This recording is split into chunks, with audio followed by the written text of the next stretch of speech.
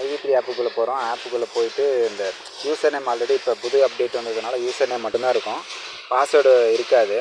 So இப்படி வச்சு பார்த்தது பாஸ்வேர்டு ஒவ்வொருத்தரும் மறந்து போயிடறாங்க. நிறைய பேர் கேட்குறாங்க பாஸ்வேர்டு எப்படி கண்டுபிடிக்கிறது சார் அப்படின்னு கேட்குறாங்க.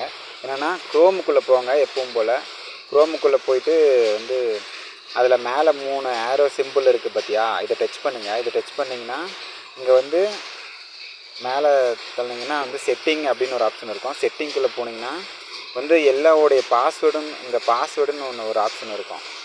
இங்கே பாஸ்வேர்டுன்னு இருக்குது பார்த்தீங்களா, இந்த பாஸ்வேர்டு டச் பண்ணிங்கன்னா எல்லா பாஸ்வேர்டுமே நீங்கள் கூகுள் பே, ஃபோன்பே, எல்லா ஃப்ளிப்கார்டு, அமேசான் எல்லா பாஸ்வேர்டுமே இதில் இருக்கும்.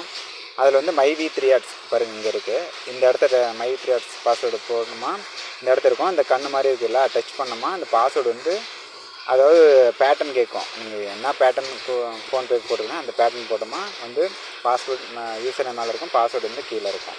ஸோ இந்த பாஸ்வேர்டு வந்து நம்ம மைவி3 ஆப்ஷனுக்குள்ளே போயிட்டு போட்டுக்கலாம். ஓகே, ரொம்ப இன்ட்ரெஸ்ட்டாக இருக்கும். இந்த மாதிரி கொஞ்சம் ஈஸியாக இருக்கும். ஸோ தெரியாதவங்களுக்கு சொல்லுங்கள், எப்படி கண்டுபிடிச்சிங்க. க்ரோம் ஆப்புக்குள்ளே போயிட்டு மேலே 3 கோட் இருக்கும், அந்த 3 கோட்டை டச் பண்ணோமா பாஸ்வேர்டு அப்படிங்கிற ஆப்ஷனுக்குள்ளே போனீங்கன்னா உங்கள் பேட்டர்ன் போட்டிங்கன்னா உங்கள் பாஸ்வேர்டு வந்து ஈஸியாக கண்டுபிடிச்சிக்கலாம். தேங்க்யூ.